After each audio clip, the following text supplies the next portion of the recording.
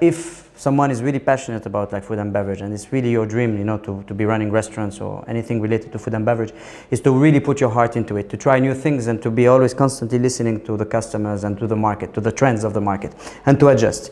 As soon as you step into this field, you have to keep in mind that it's going to be long, very long hours. Now, long hours of work, whether back of the house, front of the house. And if you are really an entrepreneur and you're the owner of your own business, you are never on holidays. You're always like one Viber message away, one WhatsApp message away from any kind of issue. So you always have to be 24 hours, 24/7, you know, reachable for that. So it's hard. Can be challenging, can be hard, but if you really put your heart, it's also very rewarding. At the end, you know, when you see people happy, sending you good feedbacks, good reviews, and being happy with all the energy I put inside, you say, now I understand why I'm doing that. So hi, my name is Raouf. I'm half French, half Tunisian. I grew up in Tunisia and then went to France in Paris to do my university. Then I've been traveling around the world for work purpose. So I used to work as a logistic officer. So I've been like to many places in Africa and Asia. And I finally arrived in Myanmar in 2012, working here as a logistic coordinator. Amine Zlaoui, born and raised in Tunisia as well, half French, half Tunisian. All my life I've been working in food and beverage, in the food and beverage industry, whether back of the house, front of the house. I've been a chef back in Europe and the US. I worked in kitchens, and then I had the opportunity to study in the US, more like hospitality administration, which allowed me to travel around the world to go through new experiences in different parts of the world, Seychelles and China, etc. And I joined Raouf, my best friend and childhood friend, to open the lab that maybe some people know already. Unfortunately closed now, but it was the old good times of Myanmar and Yangon. So he's the one who convinced me to come to Myanmar. So apparently he was bored back in the first year when he was here in Yangon, and he told me to join. So I joined. He said, let's have fun and open a fun place, you know, where with the food that we like and the atmosphere that we want. And this is how the lab was born. Yangon was pretty boring at that time. There was nothing, and we believed that there was something to do. So I decided to quit my job. He did the same when he was back in China. So we get here together and then we start the lab. And we've been blessed or lucky. It was like a great success. It was a great place.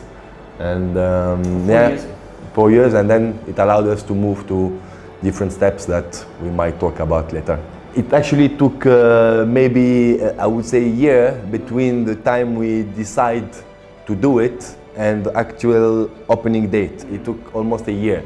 So back at the time, you know, we had to bring, for example, ham back from Bangkok, because there was absolutely no supply, or cheeses, or all those kind of stuff. So it was quite challenging. On the second, when it comes to HR. So we were bringing back at the time, we were bringing a new cuisine. It was mostly tapas, and it was international tapas. So some from our North African, you know, can be like south of France or whatever. So some cuisines that you've never faced before. So you had to go through all the training, repeating like probably many times things to make sure that the quality is always like the same. So that was the second challenge. The third one, as Raouf mentioned, was when it comes to administration and dealing with the police and dealing with the neighbors and dealing with the culture in general. I don't know if I should say that, but anyway, it's done. It's done. But on the other hand, there was only a few places, so it was, I would say, not easy, but easier than now to have your place busy, crowded. So time changed, but still very challenging. So yeah, after 4 years we decided to close down. But I think if I remember well, the third year of the lab, this is where we actually opened the Penthouse. So unfortunately, most of our clients, you know, went from the lab to the Penthouse. It was bigger, it was fancier, it was new. So obviously, and the food was not exactly the same. Was not absolutely not the same actually. But so we lost probably like 50%, 70% of our clients, you know, from the lab. It was still profitable, but it was too much hassle in terms of logistic and etc. So we decided to close it down the fourth year, if I remember well. I'm Gabriel. I'm the third guy, the one nobody knows. Basically, I'm Swiss. I studied lived and studied in Lausanne, Switzerland. I worked for many years in a corporate, in an international company, in a tobacco company actually, in Switzerland and in Asia. And I ended up in 2013 working for that company in Myanmar. Then at the beginning I was just a customer, then we became friends, and then when they had the idea of opening the Penthouse, basically they talked to me and basically they said, okay, as a friend, we would like you maybe to join us because of course we need an investment and we prefer to work with someone we know and we trust than going to unknown investors or to a bank. We sat around the table, had a bottle of wine, asked a few questions, took some documents with me, looked at them, and I think the day after I probably said, okay, let's go for it, and that's how the adventure started. So there's a story behind the Penthouse. Actually, the owner of the building where the Penthouse is located used to be a customer of the lab as well. And he came to us and he had the rooftop empty. Actually, it was like completely empty, it was a rooftop, and he wanted someone to open a restaurant over there. So we went to visit the place, and then we built up all the ideas, what we're gonna do and things, and now we have the Penthouse the way we have it now, right? So the idea was actually to be able to keep the customers from as soon as they finish, they're done with their working day, and to keep them at the Penthouse, for an after-work drink, all the way through a nice dinner with a nice bottle of wine, and all the way till probably like 2 a.m. with some shots of tequila and some dancing and stuff like this. So yeah, that's the idea. So we needed to create an atmosphere where it can combine, all that. So yeah, that's why we have different. When you come, you have like the outdoor, two different outdoors and two different atmosphere even in the indoor area. And actually, when we opened the Penthouse, I was in Thailand. My former company sent me to run the Thai market for them. So I was not there to enjoy the early success of the restaurant. And then, a few years after, I stopped working for that company. I had the chance to take a sabbatical, and when I started to get bored, the timing was very good because Raouf actually called me and said, listen, we have aside of the Penthouse, we have as well another business. It's a company called Penthouse, which basically is facility management, industrial catering.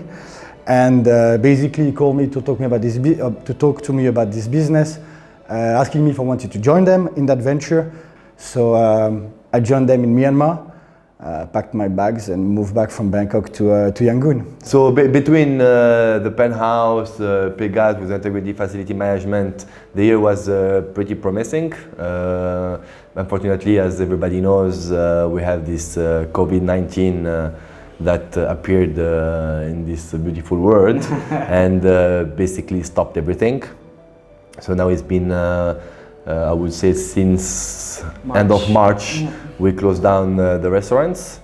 So we have no activities, it's completely closed. So it's a very challenging time. We are trying to find a way to adjust, to adapt. So we are hoping that this situation won't last long, but in the meantime we're trying to adjust to the situation. So in the meantime we're training our staff, trying new recipes, new menu to try to upgrade and to bring a better experience when we will reopen the Penthouse.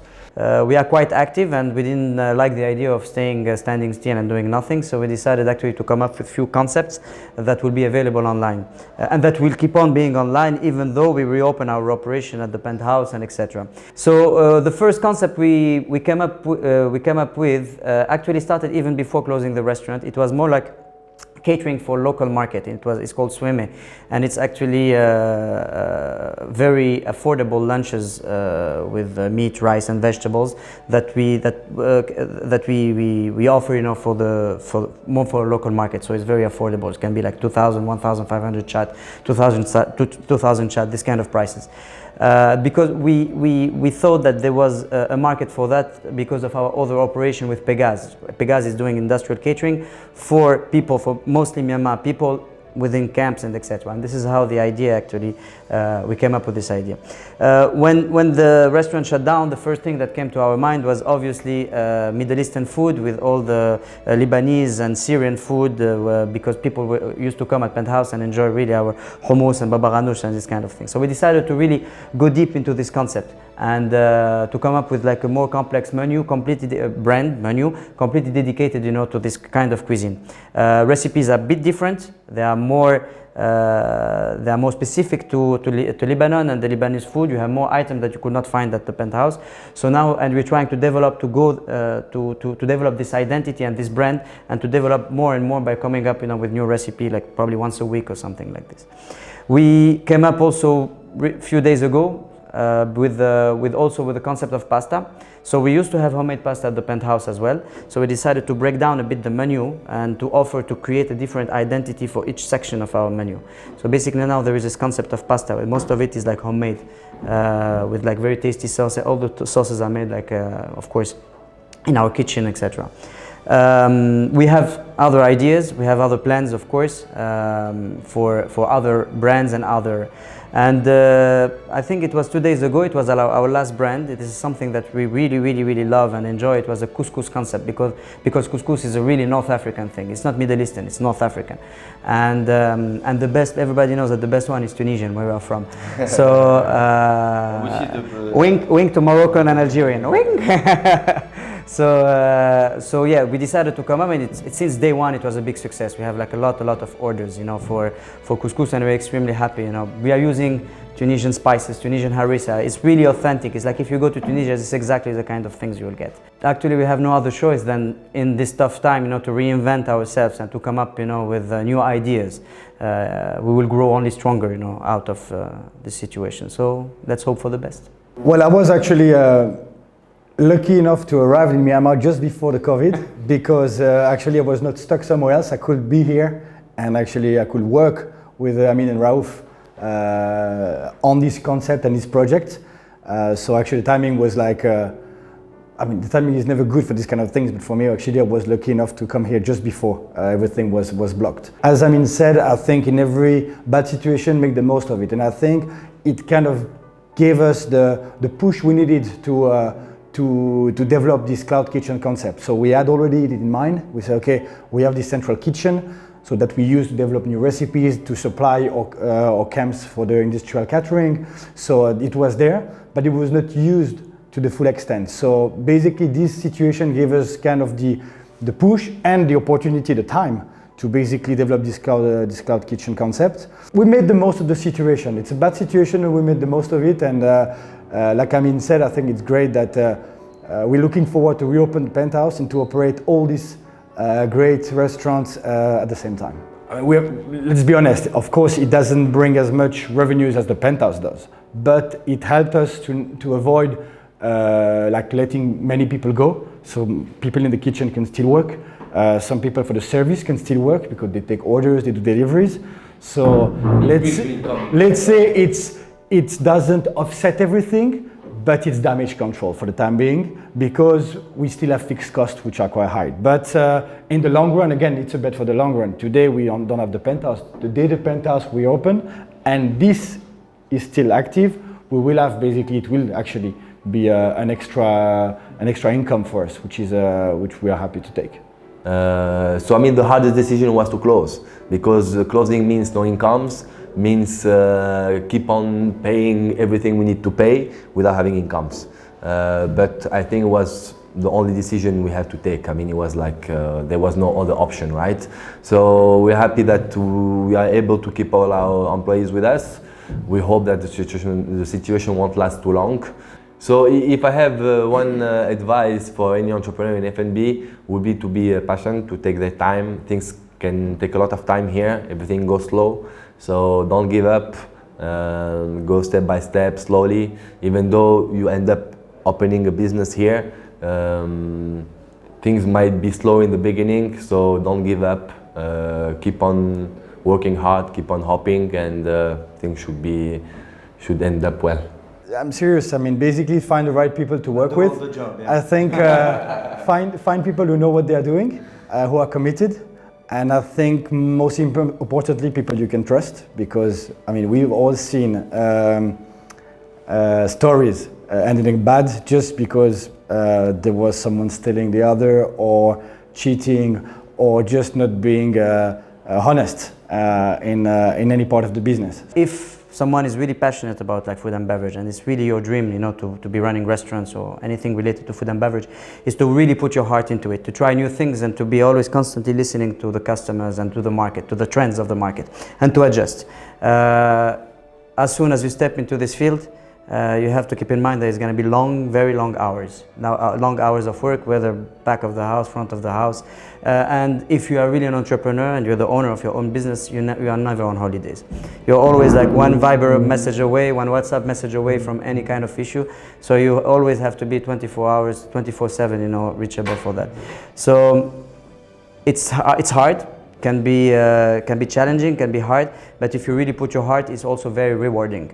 At the end, you know, when you see people happy, sending you good feedbacks, good reviews, and being happy with all the energy I put inside, you say, now I understand why I'm doing that.